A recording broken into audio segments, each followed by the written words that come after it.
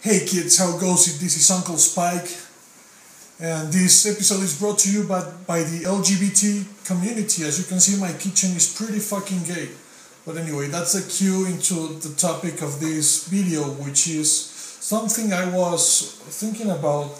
I've been thinking about it a lot, because of what goes on in the not only the comic world, but sci-fi and fantasy in general about representation and that fucking collectivist idea, which is pretty stupid if you think about it, like a couple of seconds.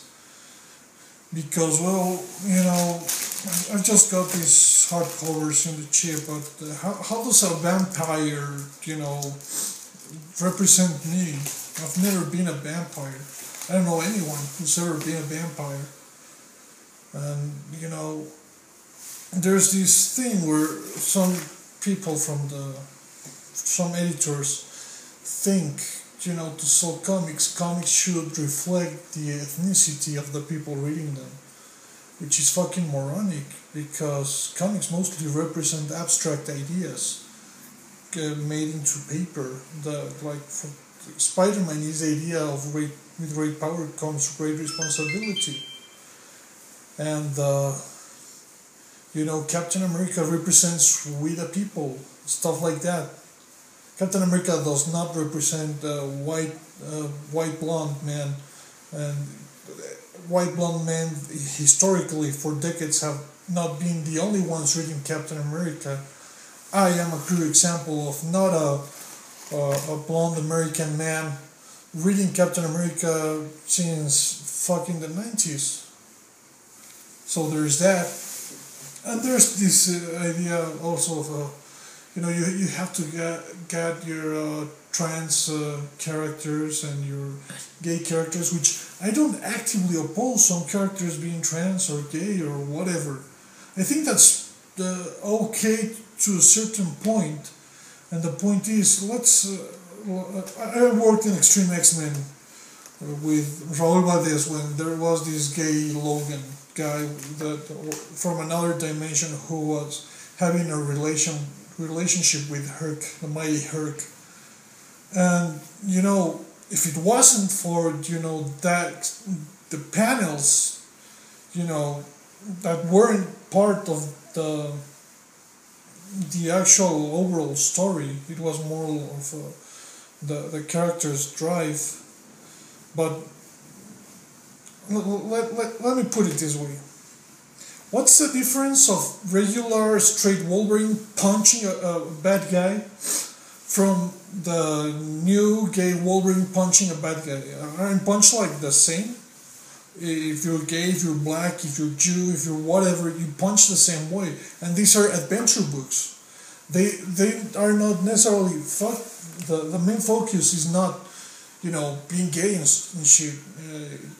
It might sometimes be in specific cases of the story, like, for example, Apollo and Midnighter in The Authority, where, the relationship was very played up in all up until they get married and it becomes like the main focus goes more into, the adventure, and it always should be with superhero comics. I'm not saying you cannot try to experiment and look for stuff that work, but they have to work in a narrative, in an Aristotelian storytelling way. Even experimental comics that don't necessarily bring on. These are not even fucking new to comics. The being gay, stuff like that. So like when I was a kid. When I was a teenager, I read like Strangers in Paradise and stuff, so it's not like it never happened. But I mean, North Star fucking exists, karma exists. Anyway, the thing is, there are better genres to explore, being gay and these kinds of stories. Biographical novels, or like I said, Strangers in Paradise, which is more down to earth than your average comic book. Its main focus is the relationship between the characters. So that's where it plays hard, the being gay and stuff, the sexual preference and stuff. Because when you're fucking fighting apocalypse, it doesn't matter if Karma and Northstar aren't gay or not. It doesn't come into play. It's not a question. It's nothing that, unless they explicitly say, which would be like very out of place, like, oh, we have to stop apocalypse. Oh yeah, but I'm gay. It's like, so fucking what? We have to stop apocalypse. You see where it starts not to be like, important, relevant. And I'm not saying people only read these comics because they punch people, but when it comes to nurture comics, it's a pretty huge part of it that you cannot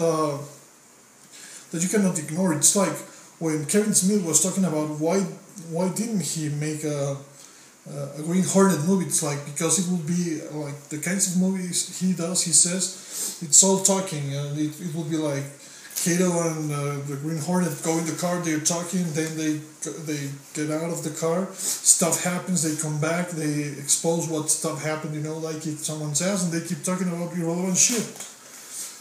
The comics you're looking for are not these comics. You can read, like, one of my favorite comics in the last years is Sunstone, and it's a very charming comic about a lesbian couple who they happen to meet through their bondage fetish. And it's a charming story, and it's all about being gay, and it's all about, different lifestyles and stuff. But it's a very good venue to explore those themes, because that's where those themes are played up and are actually important. When I read fucking Thunderbolts, Thunderbolts,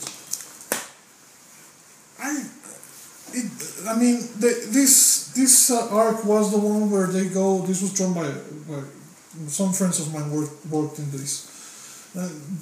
They go to hell. What use is it that someone is gay or black or whatever if they're in hell? How is that gonna help the situation? How is that a plot device for my story to move forward? I mean, they've established there's no segregation in hell. I mean, everybody goes to the same hell. So why do I need to know if some character feels like a minority in case of women who are actually more than men, but somehow they get pushed in a minority thing, or being a minority? What's being a minority like?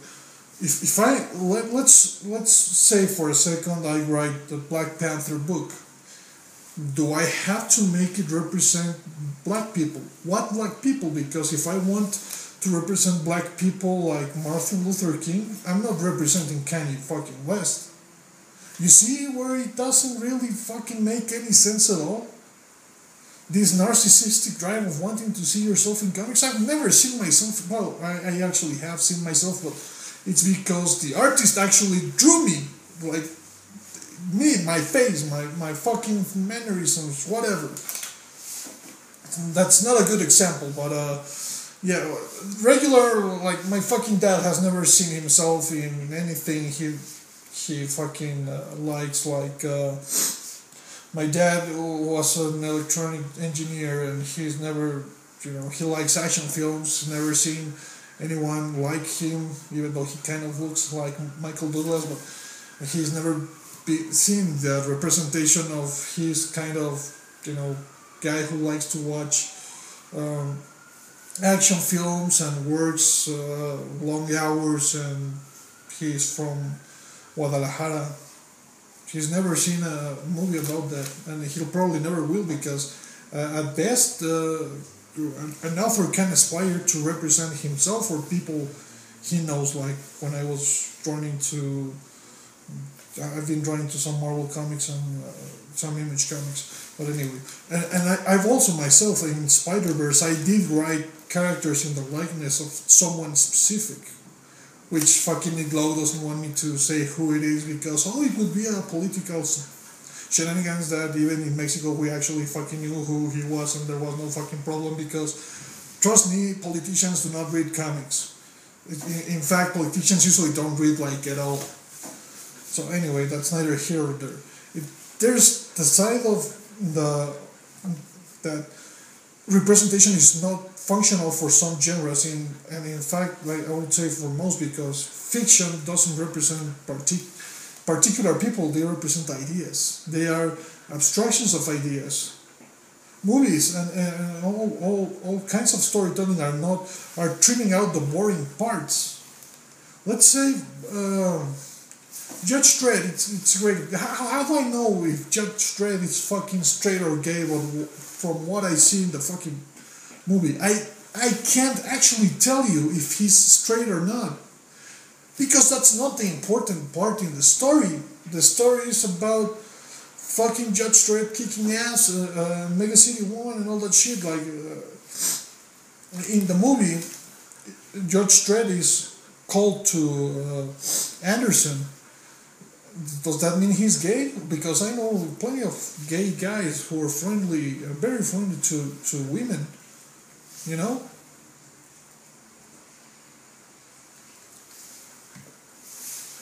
And there's nothing in that fucking movie telling me what his sexual preference is. Because it's not what it is about. Just like the X-Men are not about the sexual preference of Northstar or Karma. It just comes to play sometimes when they want to make some kind of moment. But like, I did some work with Raul Valdez in Astonishing X-Men, and even though there was the Northstar wording and stuff, there were those special occasions where they wanted to expand on the character, you know, for people to know more about them. And that's okay, because we've seen him kick ass, and we've seen him, you know, being great danger and stuff, and now we see a little part of his life where why is he fighting for, what does he cares about. Oh, that's cool. But that plot device could work with straight, gay, whatever. It's basically just a plot device of what drives a character. It's more akin to that's actually more like objectification, like a fucking MacGuffin. A MacGuffin is a resource we use, like you have to find the magical gem, and that magical Lord of the Rings. The fucking ring is a MacGuffin. That's how I would explain it best. It's something that they have to look for that drives the whole adventure and makes it move forward. So these relationships are actually pretty much objectified from inception. You see how it doesn't work in the way you want to work, the representation thing, because let's talk about America, everybody's favorite comic book character to shit on because it's the shittiest character of all time. America is supposed to represent gay Latino women who are into hip hop and nagle ghetto and all in your face and all that shit, which is like very specific, and it doesn't represent like most of the women I met in Mexico City, even though they are mostly Latin. And we are also forgetting about Puerto Rico. It's actually a majority white country, and Latin America is also a majority white region of the world. We're just gonna toss that away, and so from the get-go, it's not even representing the majority of women in Latin America, because the majority of women must be statistics say white. Okay, even a more compressed number are into hip hop and shit.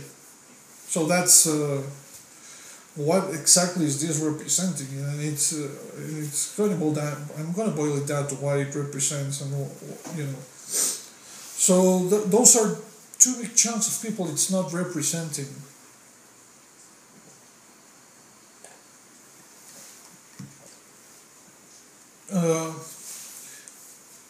And this is taking away some of the character traits that represents no one who has ever lived, like dimension traveling and punching Hitler and all that shit.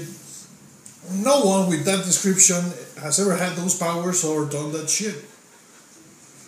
I mean, yeah, you can probably find Latin women who hate white people, just like Gabby Rivera, the writer of the fucking book. And that's who this book is representing, Gabby Rivera. It's an idealized fan fiction of what she sees her ideal life is. It's about Gabby Rivera likes hip hop, so does America. Okay, Gabby Rivera is gay, so is America. Gabby Rivera is brown, so is America. Terry Rivera is not hot, but she was made hot because I guess she's a narcissist, antisocial with delusions of grandeur. But that's just me. Like when I've been drawing to comics, it's my fucking ugly face. It's not anything else but my fucking ugly face. So there's that. That's what comics can aspire to represent: the people working around them or the actual author. That's about it. Maybe biographical people, like Obama and shit. But if you're Joe Nerd at the comic book store or Jane Nerd at the comic book store, chances are you're not gonna see yourself in anything other than the things you actually personally made. That's what I'm trying to tell you. There's no real representation of anything. They represent ideas that you can find, like ideas about fighting for freedom, fighting for justice, fighting for, sorry, fucking coke. Those ideas you can find, and you can find in spades. Any kind of idea, even bad ideas. I'm gonna flat out say bad ideas you can find. Like if you read the crime stuff by Edward Baker, or if you read Grendel, he's not a superhero. He's not an anti-hero. He's an actual fully blown goddamn villain, and he's excellent as fuck. It's a very good book. You should all read Grendel. That's the thing. You find ideas, and that's the interesting part. And when a comic book is good, it's not preachy. Like the difference between B for Vendetta, that it has a kind of a villain and it has kind of a good guy, but the good guy happens to be a terrorist. And the villain, when he's explaining himself, is like, I don't want to give the freedom to my people, the freedom to starve, the freedom to be sick, the freedom to suffer, the freedom. You actually understand where the guy's coming at and what he's trying to do. And it puts you in the middle of it. That's the interesting part of it for Vendetta. You're like stuck in, well, how do I make society work when this part has its pros and cons and this part has its pros and cons, and what do I make of it, and how can we make this new society? And Evie and the other guy at the end, spoiler alert, even though this is a book from the 80s, at the end, basically the new V starts grooming one of the guys who was working with, I don't remember the names off the top of my head, but was grooming the detective's assistant or whatever. So you have people who were kind of raised on both sides, and they are trying to come together and create a new world. And that's where Alan Moore's work stops. And I've talked about this with actual fucking David Lloyd. He even gave me he made me a sketch of the mask I have in my workspace. That's how you make interesting stories. Not like Nick Spencer, who's trying to. His fucking world is crumbling down, just like in Twitter, like in his fucking work, and it's preachy as fuck. And oh god, he's not a good writer by any sense of the word, because everyone who knows what writing is, these are things they teach you. Like you have to learn this in the first couple of weeks of the courses of creative writing. You shouldn't be preachy, because that's gonna alienate people. You're only gonna alienate people being preachy. And don't write about yourself, because chances are you're probably fucking boring. Anyway. And I'm fucking boring it was just a fucking gag when I have my comic book cameos and shit. Well, use one as the thumbnail or whatever. But representation in comics, that's not a thing. Representation in sci-fi and fantasy, unless you're a fucking hobbit or other keen and fucking insane, it's not gonna represent you in any way, shape, or form. These are just ideas abstracted into cartoons, talking about comic books. So don't look for that shit, because it doesn't exist. It's all in your head. Authors, good authors are worried about writing good stories, not seeing how many minorities they can fit in one book. That's bad writing. That's being an idiot. You shouldn't be a writer if that's what you aspire to do. Like this new chick, Marvel just has another. They hired another girl, Rainbow something, who has never written a fucking comic book in her life. I don't know if she might actually know what she's doing. I really doubt it. She has like a book that was an Amazon bestseller, which is not a New York Times bestseller. People who actually are into literature and writing and know the business knows that that's a fucking scam that doesn't really says anything about your quality as a writer. But I will give her the shadow of the doubt to prove herself. Chances are she doesn't know what the fuck she's doing because writing a script has its nuances. And good writers of comic books know about comic books and not they're usually because they studied comic books and have practice doing comic books. And novelists, as good as they are, they can just fucking shit something horrible in script form. More so because these kinds of comics, like Marvel comics, like floppy comics, these work more like TV shows than anything else. These work like the perfect novel is a big picture, like all novels are a big picture with chapters that read like short stories, but you have to be a fucking genius to make that actually work, and most novelists don't actually do that. They make like big. This is an example a teacher of mine taught me. If we're talking about a criminal, a short story would be about the crime, and a novel would be about the criminal.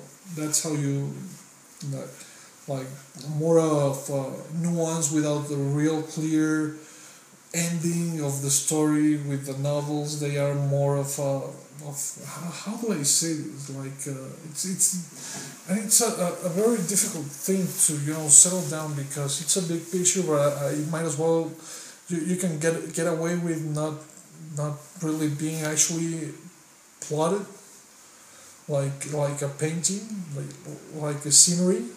It's just like a big picture, and you can think about it whatever you want. When short stories are more definite and they are more trying to be witty and ingenious and make a lot with little.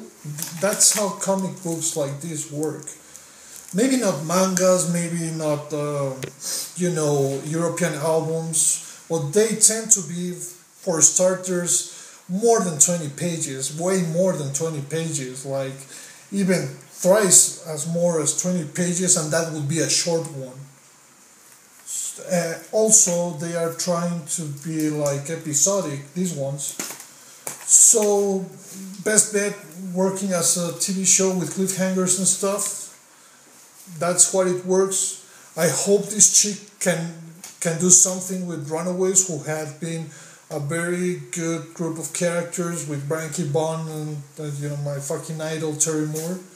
They've been, and Joss Whedon even made some of those Runaways books. I hope they are in good hands. Chances are they aren't. For starters, why the fucking obsession of hiring someone who's not into comics?